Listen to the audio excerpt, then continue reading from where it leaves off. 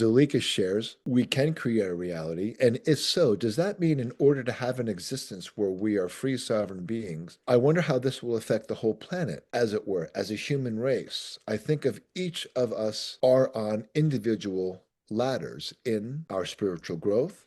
Some of us are at the beginning rungs of the ladder, some a quarter of the way up, and so on. And then there are those individuals like yourself who may be very high up on the ladder.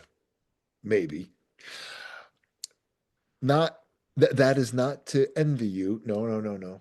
You have worked hard spiritually to reach where you are. It's just that as souls, we are all at different levels of spiritual understanding. Then how can we collectively change the planet to be on that way? Say, would be acceptable, for example, to join the Federation of Worlds, given our different levels of spiritual growth? Are there enough of us to change the planet to where we are all sovereign free beings?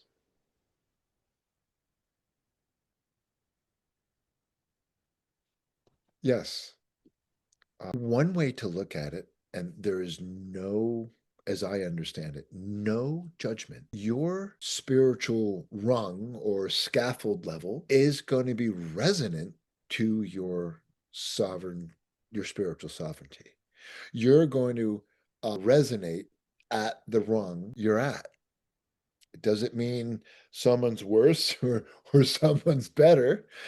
It just means that's where your soul is attenuating, resonating, and will grow the most, or where it needs to be, in my limited understanding. March 7th, 1997, at 5:47 a.m. in the morning is when I first consciously went through my third eye, and it forever changed me. I remember coming back from that experience and all of a sudden realizing, instead of being in an astral, heavenly level of consciousness, I was all of a sudden back in very dense 3D corporeal form. And it so shocked me. I didn't meditate for 3 years after that.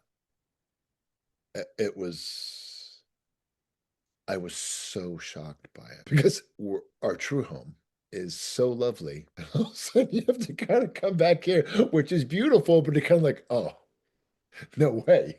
So your comments, or this comment in particular, Zulika, are absolutely beautiful, highly spiritual, highly perceptive, if I have that level of wisdom to delineate that. So part of this resonance process, part of this conscious growth and consciousness process is souls are going to resonate where they need to be.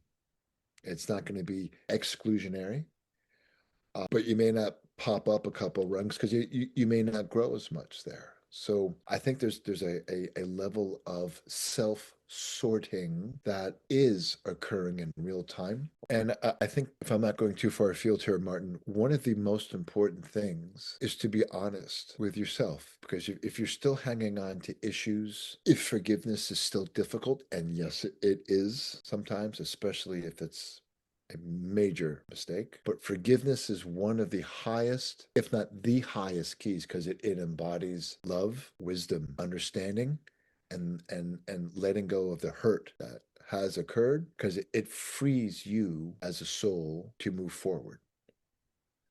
And so it's one of the greatest keys to this process is forgiveness, love, and being in a state of gratitude.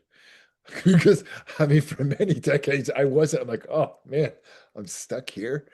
But seeing what is afoot, what is occurring, is um, in the correct context. Life isn't easy. Allows me to maintain more of these. And by the way, none of us, no soul is perfect. God knows that. Do your best you can to be as good as possible.